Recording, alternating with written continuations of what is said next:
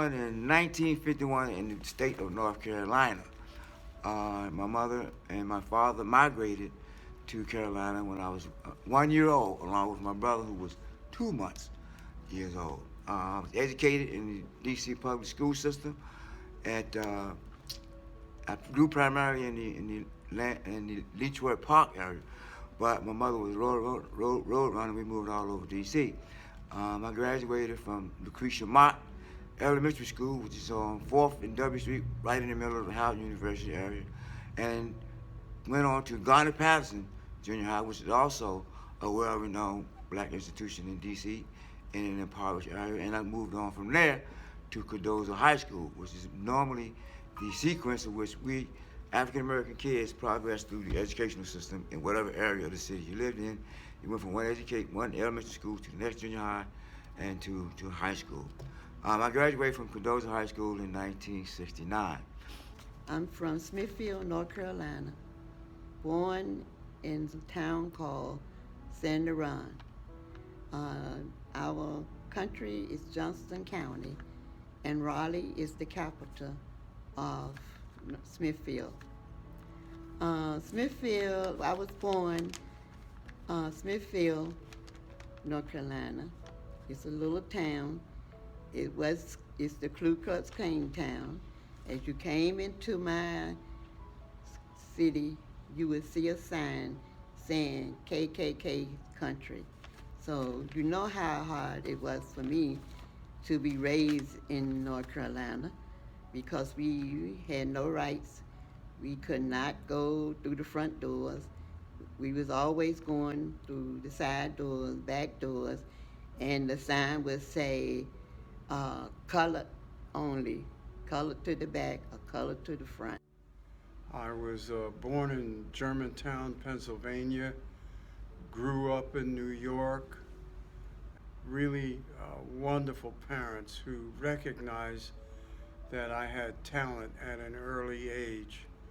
And at 6 years old, I was going to the Museum of Modern Art, looking at the masters and taking art lessons.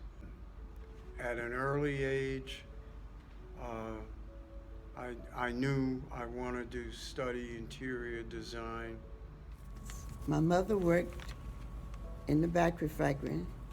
It was 8 of us children. I, being the oldest one, had the responsibility to take care of the little ones. I went to school. I graduated from Johnston County High School. Everybody wanted to know was it a prison because it was named Johnston County, but there was a school for the black to attend. It was an all-black school. We went from first grade up until the 8th grade. Then at 9th grade, we started at high school.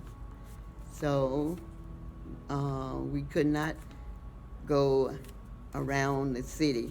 We just have to stay at home and watch the cars go past, watch the buses go past. We lived on the highway and we watched the soldiers go past.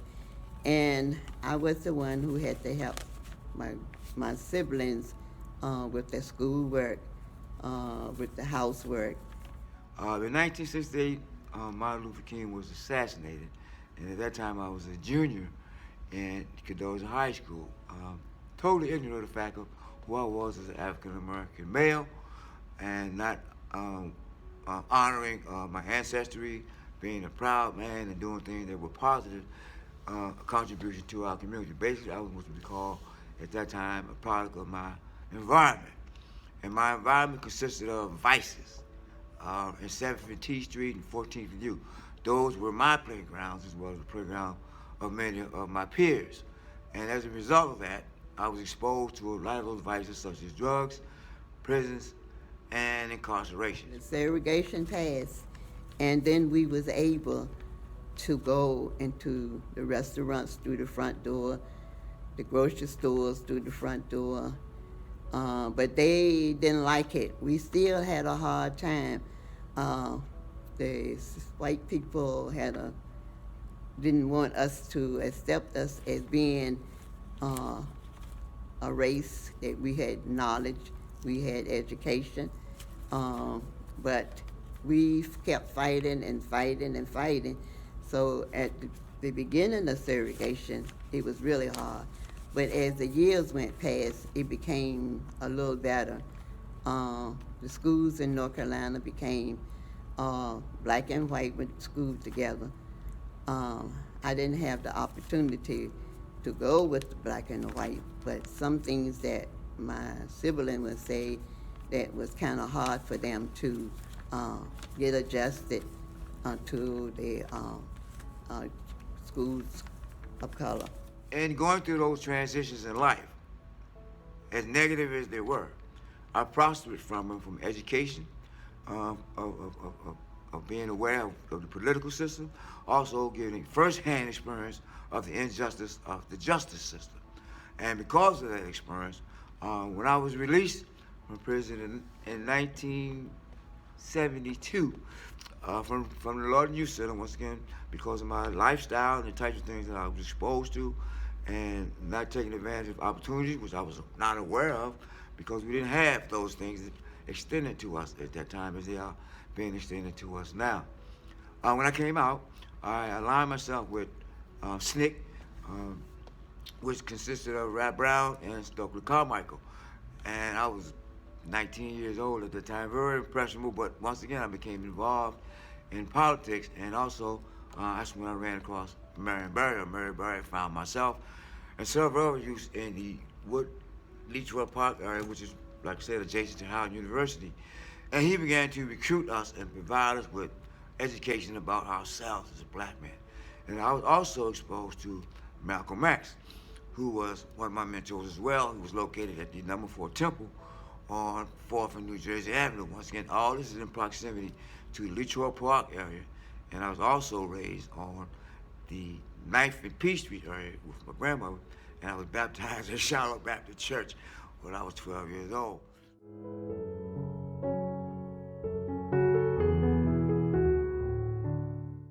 A historical event in the town of Stanton, Virginia, which is Woodrow Wilson, the former president of the United States, Woodrow Wilson country, and also very much Klan country.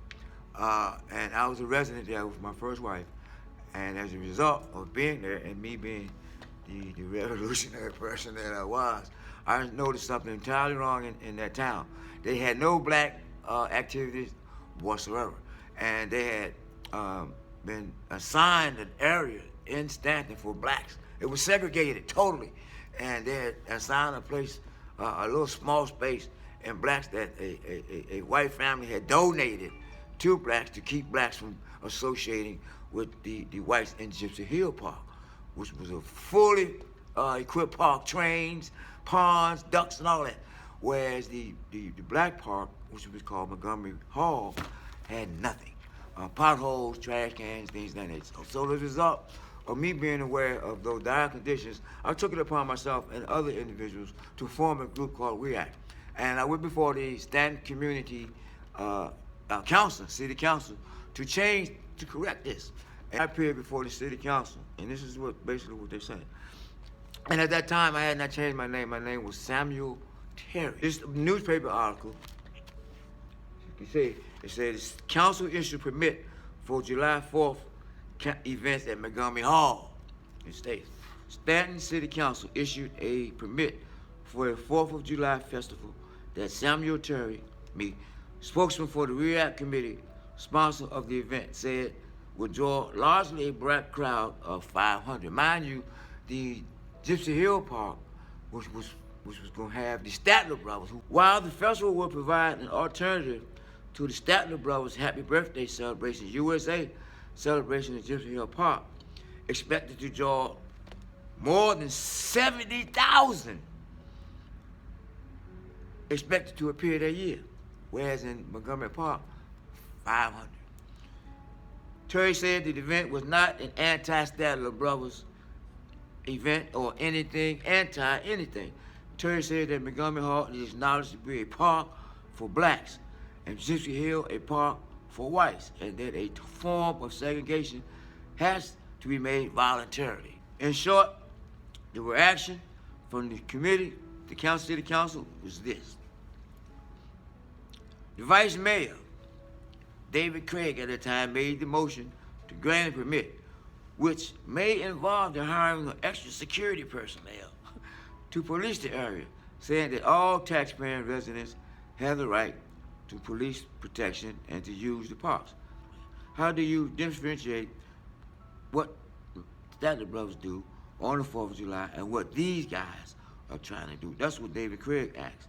They granted us permit with much reluctancy, and they granted on the fact that my grounds were sound and that the Statler Brothers, in fact, one of the Statler Brothers called me later on in that day to thank me for my efforts to include the black community to celebrating the 4th of July. I worked with the Washington Urban League in the 60s. We went out in the community and we organized block clubs, and everybody started coming together and things started to look good for us, better than the 60s. But the 70s and the 80s began to get a little better for us. We was able to get good jobs and go out and teach our communities where to go and how to go to get jobs, how to go to get education, and how to go out and defend themselves. Because elder people was not able to get Social Security because they had no Social Security paid in. So what happened, we marched for the disability program came out, and that's how the senior was able to get a check to carry them through, and they was able to get money from the government. We marched, everything that we had participated in, we had to march for it. DC had no swimming pools for the kids to go to. So we would take the kids to Union Station and let them swim in the Union Station. We marched on Recreation on 16th Street. They finally decided to give us a swimming pool. And the first swimming pool we had was at Roosevelt High School. And everything that we done in the 60s, we had to march for it. We had to march for everything. So Black history really means a lot to me because I was a part of the activities, marching and making things better for our community and for our children. I started a Black history program in Houston, Texas. I approached Pluria Marshall of Operation Breadbasket for a grant. He gave me a grant of some $30,000, and I put a lot of actors and developed a multimedia exhibition which I took to churches, schools, and recreation centers in the city of Washington, D.C. You could rent movie theaters in those days, in the 80s, because not many people were going to. I think that was the Great Recession, and not many people were going to the movie theater, and had a stable of artists, artisans. We did slides and actual performances.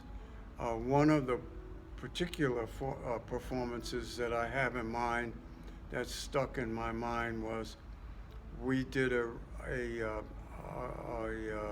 representation of the shooting of Malcolm X at the Audubon Auditorium in Harlem.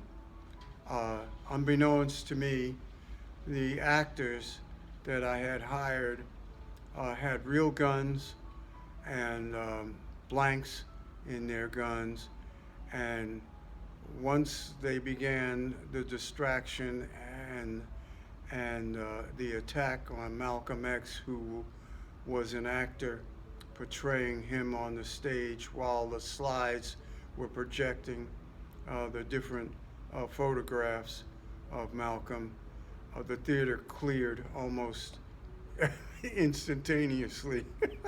And we had to go out and tell everybody that it was part of the play, and they all came back and enjoyed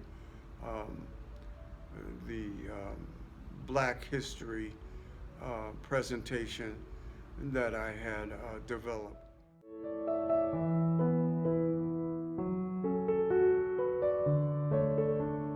Because of that prior experience and me being involved in a lot of community activities, I had the privilege of being, in 1963, I was 12 years old. I was down on the monument grounds with the March on Washington. And my picture was taken. And once again, as a youth, I was very, very adventurous. And I climbed up on the statue in front of the Lincoln Memorial, and my picture was taken as a youth, hanging on to the big white marble statue, looking up at the Lincoln Memorial at Martin Luther King at the time, who came to Washington to give the March on Washington speech. I followed up in 1969, after the death of Martin Luther King. There was a march once again on Washington, and at that time, when they came back, they formed what they call Resurrection City on the grounds of the Lincoln Memorial, where we camped out there for about approximately 8 months in defiance of the conditions that we were encountering as far as oppression throughout the country, as well as the local oppression that we were receiving here in D.C. And as a result of that, my involvement in politics became more concentrated and more intense. It was the greatest thing that happened in Washington. And Martin Luther King March, we had millions and hundreds of people walking down 16th Street, over down to the Capitol, around the Lincoln Memorial, where we sit in the pool and listen to all the speeches that was going on. That was a beautiful day in D.C. Oh, you're gonna love this. My father, who was a New York City plainclothes detective, was a bodyguard for A. Philip Randolph, and I sat, I guess, in the 5th row at Lincoln Memorial, and sat in that blistering heat with a tie and a suit jacket, a sport coat, and slacks in the blistering heat through all of Martin Luther King's I Have a Dream presentation and all the other presentations that went on for hours. At any rate, it was most enjoyable for me. I didn't get any autographs, but it was a wonderful experience.